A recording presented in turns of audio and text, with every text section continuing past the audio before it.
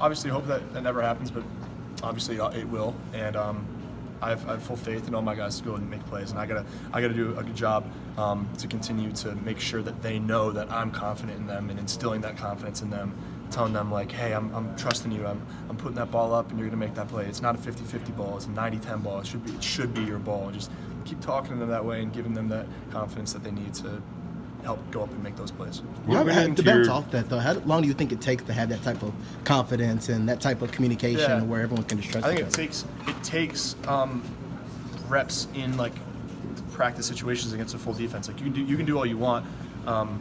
It's going to help when you're like by yourselves or doing one-on-ones or routes on air and that. But until you're in a game-like situation with a rush and with a full defense in front of you, it's hard to develop that. So that's why we really need to make sure that we take advantage of every practice rep that we can, and that what we're preaching in the meeting rooms and what we're preaching in the off season, that we enact it when we go out and get the reps in practice.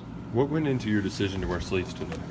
It was a little chilly, and it was a part of my fashion that I haven't explored yet, and I think why not do it now instead of during the season. And I thought I threw the ball pretty well today, so who knows? Maybe the sleeves will come out another time, but we'll see. I don't know. I was going to say, are the sleeves here to stay? Do we got to go back and look at the film? No, I mean it's going to be determined on weather. I don't know, but I had it flowing out under the jersey. That's not going to fly during the season, so no, I had to get the drip going today. But the refs, the SEC refs are going to tell you to tuck that in, but I took advantage of what I could do today. Well, obviously last year you didn't get to have a spring practice. So then this year you have the late coordinator change, which has been more challenging.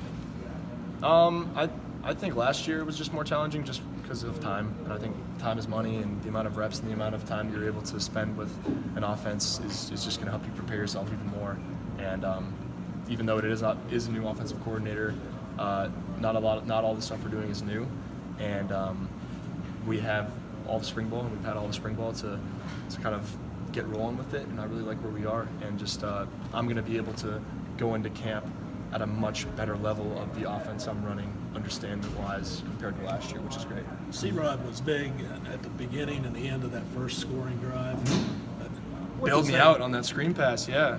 I threw him a bad ball. He snagged it and got in. What kind of options does that give you this year? Yeah. Maybe you didn't have last season. Well, last year I don't think we enacted it enough as much in the pass game, and I think that one of my goals in this offseason was to get the backs more catches, whether it's design plays to the back or just check downs on plays where there might not be something there, and I don't want to force the ball in, and I just flip it out to the back. And, Speaking of your new OC, Coach Stoops says he just loves sitting there and listening to Rich talk. Same. What is it about him that makes it so intriguing? It's just his experience and his knowledge of the quarterbacking position and just football in general. It's it makes you, like, even though you might think you have a good understanding of football, when you talk to someone like that, you're like, I don't know anything. And it's always cool to remind myself and humble myself every time I know how to read a defense or I know how to run a play, when he'll go up there and just kind of blow my mind with just how he explains it. So I mean, he's a football genius. I mean, he calls good plays, and he coaches well, and the guys have rallied around him. And just looking forward to continuing our relationship with him. Yeah, it seems like he's able to relate to everybody too. I mean, you can be the smartest guy in the world, but if you don't convey what you know, then it doesn't make any sense. Yeah, I mean, as an offensive coordinator, you're not just the X's and O's guys. You got to be someone that can rally the troops and bring them together. And his personality is not over the top, and he's not going to get super excited, but he'll get on you when he needs to, and he's going to let you know.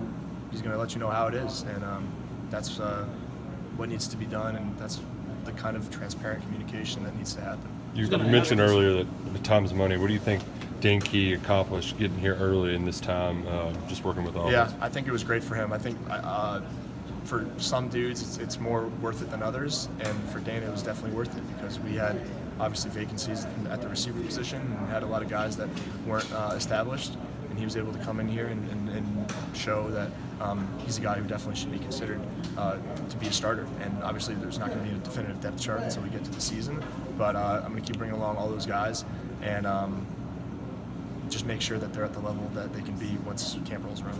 Okay, folks.